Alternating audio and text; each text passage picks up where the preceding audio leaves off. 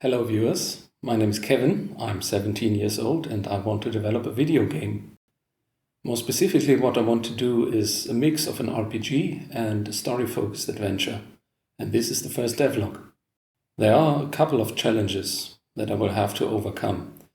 First and foremost, I'm not a real game developer, I'm just a hobbyist. And I have no formal education, I have no professional work experience in the field, and this is going to be my first game. So I did what every wannabe game developer does. I downloaded Unity. Unity is a game engine. It's a collection of development tools, and it also provides a technical framework for basic things like managing inputs, rendering, light and shadow, file management, etc. I chose Unity because it's a financially solid company, led by smart and reliable people. No. I chose Unity because, well, as I said, everybody uses it, so there are lots of resources like tutorials and assets available, which is crucial for a beginner like me. It also has great features and tools for 2D graphics. Speaking of 2D graphics, I want my game to have 3D environments. So I set up a little test scene just to try different things and start working on a prototype of a prototype. At that point, I remembered something that could become an issue. I am not a programmer. I cannot write a single line of code. But since I have a background in mechanical engineering, I thought I could somehow apply my technical and problem-solving skills to game development. So I did what any modern engineer would do. I bought a solution from an external supplier.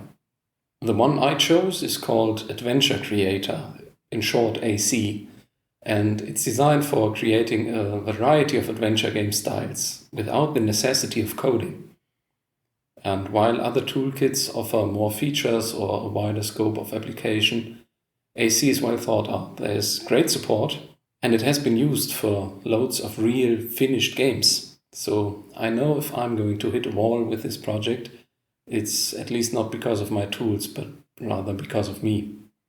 With the test scene and AC in place, the next thing I needed was a PC. After getting one of those, the next thing I needed was a PC, a player character, some sort of figure for the player to control on the screen. I asked Geralt if he was available, but he just said, and that's really not the level of energy and enthusiasm that I need on my way to indie game success. So I went to the job section on ArtStation, because that's where all the spicy reference photos and AI-generated boobs are. Because that's where all the professionals are. I posted a job ad,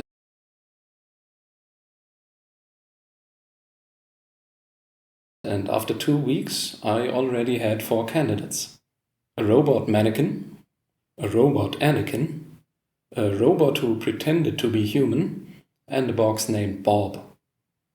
I chose Bob because he was the only one with a mustache. And with Bob's onboarding done, I immediately started working on the 3 C's: character, control, and camera. While I'm going to make an adventure game, I decided against point-and-click controls because I hate them. Point and click makes the player wait all the time, and that's incredibly annoying. You tell the PC where to go, and then you have to wait until he's there. And then you click, tell him where to go, and wait again, and again, and again. So I wanted more direct controls, and this is where the game's at right now. The environment is in 3D, but the player can make Bob only move left and right, while the camera follows, just like in a side-scroller. Bob can also jump over obstacles. And I have to say, he was easy to work with, and he just looked brilliant in any kind of lighting condition, with his broad and boxy shoulders. We were an excellent team, until I discovered a dark secret. Bob was not actually Bob. His real name is Pamplemousse Pompidou. He is 42 years old, and he committed several war crimes while he was serving in the French Foreign Legion. That was just something I couldn't tolerate. I could no longer work with a PC who had such a ridiculous name. But I did not want to talk to Bob about his secret. I I didn't want to fire him directly, he was dangerous after all. Instead, I arranged an accident.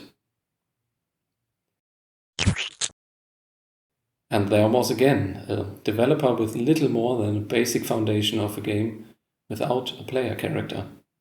See you next time.